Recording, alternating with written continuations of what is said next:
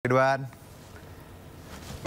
Waalaikumsalam warahmatullahi wabarakatuh. Kedengaran suaranya? Ya, kedengaran dengan Herjuno di studio. Bang, kita tahu hari ini luar biasa euforia, semangat, optimisme yang kita lihat bersama. Bagaimana masyarakat berkumpul, memberikan support, dan kita pun lagi-lagi persatuan ya, kita saling bersatu. Walaupun kemarin mungkin sempat berbeda, hari ini kita sama-sama melihat semangat itu luar biasa. Anda sebagai cagup dan juga politikus Golkar, bagaimana Anda melihat hari ini? Apa yang ingin Anda sampaikan khususnya untuk Pak Prabowo dan Gibran? Ya, terima kasih banyak. Saya dulu adalah Ketua Tim Kampanye Daerah Jawa Barat ya. Untuk kemenangan Prabowo Gibran mendeliver 16,6 juta suara tertinggi se-Indonesia. Tentulah bahagia apa yang diperjuangkan sebagai tim kampanye daerah. Kemudian Prabowo Gibran menang, sekarang dilantik.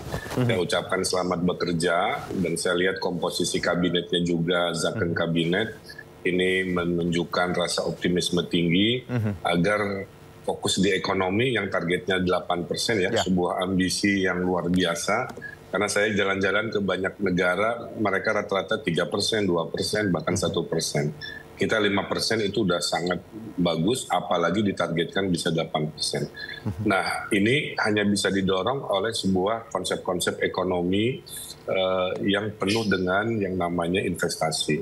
Oleh karena itu, para pemerintah daerah seperti pernah saya lakukan atau nanti saya terpilih pun, itu harus rajin menguatkan konsep ekonomi 8% ini dengan safari investasi. Karena tanpa investasi tidak ada pekerjaan, tanpa pekerjaan kan tidak ada aktivitas ekonomi. Nah, yang kedua juga target-target seperti pidato Pak Prabowo yang mengingatkan bahwa pemimpin harus bekerja untuk rakyat bukan lainnya, saya kira itu adalah sebuah peringatan agar semua menteri, semua kepala daerah fokus pada permasalahan di daerah. Khusus di Jakarta, saya pernah disampaikan pesan oleh Pak Prabowo, yaitu untuk mengatasi kekumuhan. Ya. Apalagi beliau sangat peduli dengan social housing, ya, sehingga Kementerian Perumahan Rakyat kan dipisahkan. Kemudian juga ada target 1 juta rumah atau apartemen atau rusun di kota dan 3 juta rumah di pedesaan. Ini adalah target yang juga sangat ambisius, kita tahu.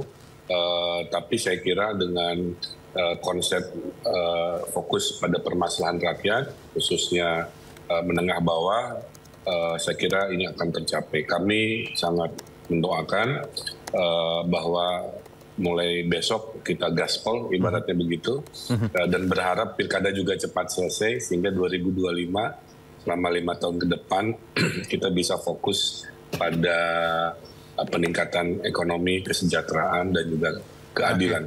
Nah, inilah yang saya tangkap dari pidato dan semangat yang saya bawa selama menyampaikan juga visi misi selama kampanye di pilkada ini. Oke, Kang, yang menarik juga tadi saya dan ya mungkin pemirsa juga melihat di media sosial dan juga televisi bagaimana Kang Ridwan ikut panas-panasan loh tadi menyambut. Apakah ini tadi sebagai bentuk rasa bangga Anda, sukacita, karena kita tahu Jakarta luar biasa panas hari ini. Kang Ridwan bersama rakyat tadi saya lihat ikut rame-rame, gimana tuh Kang? 2 jam lebih menyapa dari Bundaran HI ya, sampai ke arah Monas. Memang rakyat antusias luar biasa ya. Mereka panas-panasan, jadi bertukar, ada panas sisi sini, ngumpul di pohon-pohon sisi sebelah sini. 2 jam berikutnya sambil nunggu pindah ke sisi sana. Jadi, tapi sambil sabar menunggu ya.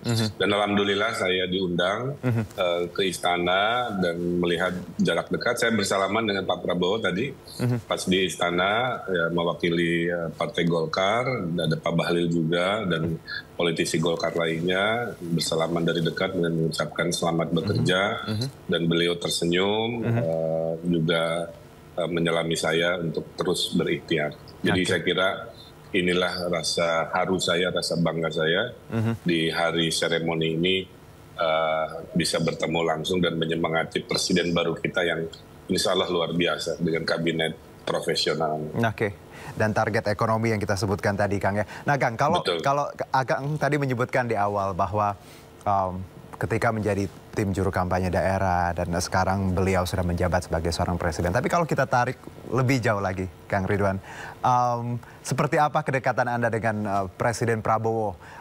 Ada momen, ya baik itu semasa kampanye ataupun dulu, momen spesial yang mungkin membekas di hati Kang Ridwan? Ya, dulu yang menemukan saya kan Pak Prabowo, Mas. Baik. Jadi waktu saya masih arsitek, waktu saya masih bingung mau bagaimana pemilihan wali kota Bandung, orang pertama yang menyambut saya, kemudian memberi nasihat untuk masuk terjun ke dunia politik adalah Pak Prabowo. Bahkan Pak Prabowo bikin iklan untuk pemilihan wali kota saya juga. Gitu. Nah, jadi disitulah saya terharu dan tentunya kebetulan di pemilu yang kesekian ini beliau membutuhkan dan kami satu koalisi, kebetulan Golkar kan mendukung ya, sehingga saya bilang Pak izin untuk membalas budi Bapak, dulu saya jadi seperti ini karena jasa Bapak menemukan dan memoles saya izin menjadi ketua tim kampanye daerah di Jawa Barat. Beliau sangat senang dan kita kerja serius, Mas. Makanya tadi saya bilang kita mendeliver, menghasilkan jumlah suara terbesar se-Indonesia itu datang di Jawa Barat ya. Hampir 16,6 juta suara. Nah, pengalaman-pengalaman itu. Kemudian pernah empat mata beberapa kali di Hambalang, di Kertanegara juga, sering diajak makan malam oleh Pak Prabowo juga. Dan salah satu alasan saya ke Jakarta juga adalah nasihat dari Pak Prabowo yang mengatakan bahwa akan dibutuhkan di Jakarta dengan tantangan setelah tidak lagi ibu kota, ilmu-ilmu Kang Emil untuk ketata kotaan, arsitektur, pasca IKN ini sangat dibutuhkan. Tapi pesan terbesar nasihat beliau ke saya adalah yuk Kang sama-sama bereskan yang namanya kekumuhan ya di Jakarta dengan cara-cara yang inovatif dan humanis dan inklusif kira-kira. Nah itulah nempel terus Mas ya nasihat beliau yang pasti akan saya jadikan panduan jika takdirnya saya menjadi gubernur Jakarta. Oke, jadi kalau kita bicara personal, sosok beliau tadi seperti Kang Ridwan sebutkan adalah sosok yang menemukan Kang Ridwan ya dari awal. Betul. Bagaimana membantu sampai sekarang mengajak ke Jakarta, kurang lebih seperti itu ya Kang ya. Kang, betul. Kalau kita lihat juga sosok Prabowo, beliau jenderal seperti itu dan persistensinya luar biasa. Saya melihat beliau bagaimana endurance yang kita tahu panjang sekali. 5 kali. Dan ini nggak dimiliki banyak orang ketika berjuang kan ya, ketika berkompetisi gitu. Anda melihat bahwa hari ini dengan victory-nya, dengan pidatonya yang luar biasa, swasembada, berdikari, tadi kita melihat pembangunan dan jangan berpuas diri. Apakah sosok ini memang menurut Anda adalah inspirasi yang luar biasa untuk seorang Ridwan Kamil selain tadi memang kenal dekat, dan apa yang Anda lihat hari ini dari pidato dan tadi yang kita lihat bersama di Senayan? Saya sering seminar ya ke anak-anak muda. Saya bilang kalau Anda dalam hidupnya sedang berusaha tapi belum sukses, Anda harus ingat cerita Pak Prabowo Subianto. Ya.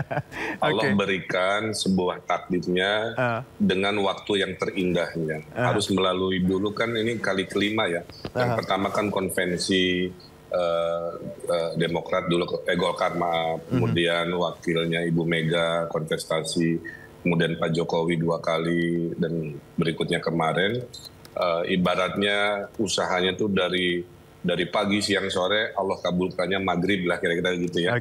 Nah ini harus jadi sebuah teladan. Kalau kita fokus dan yakin pada cita-cita, kita jangan pernah menyerah.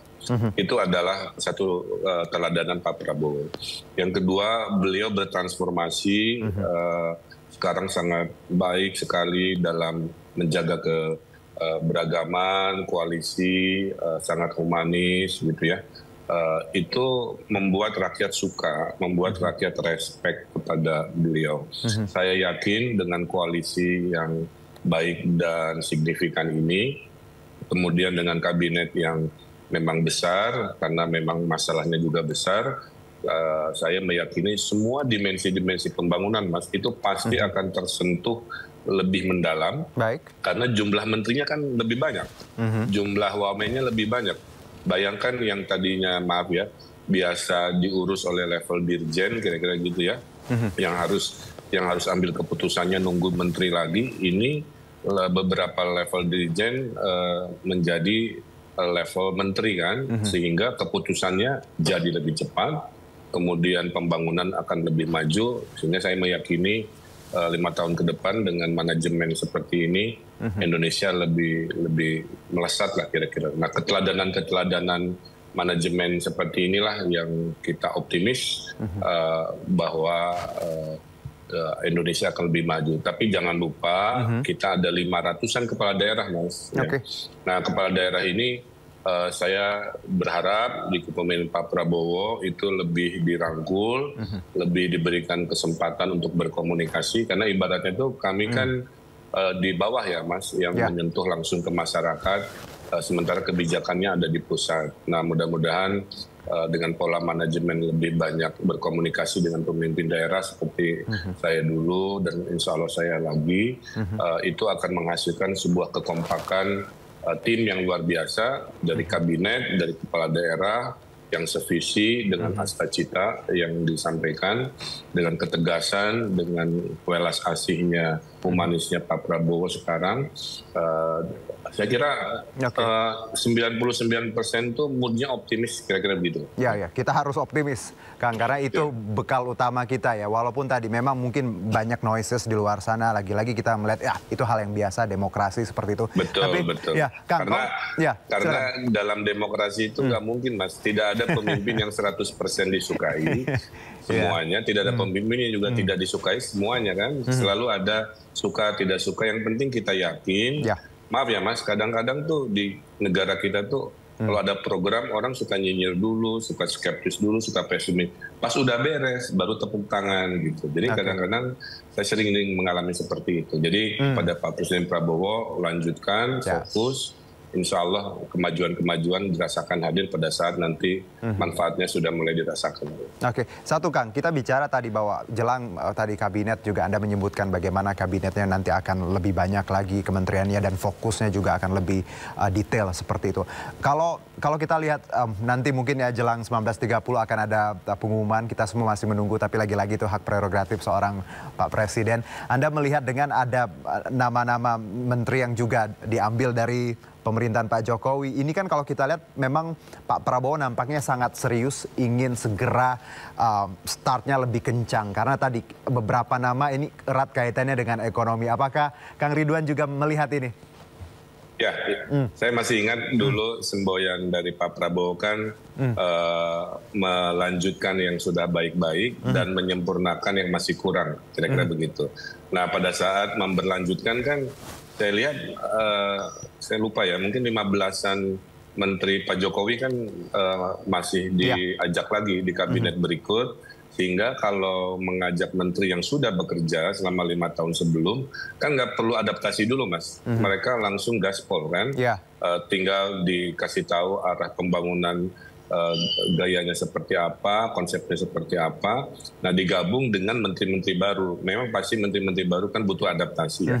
Tapi kombinasi yang masih beradaptasi dengan kombinasi yang sudah 5 tahun berpengalaman, apalagi saya dengar mudah-mudahan betul ya Ibu Sri Mulyani gabung lagi, sehingga fundamental ekonomi Indonesia terjaga.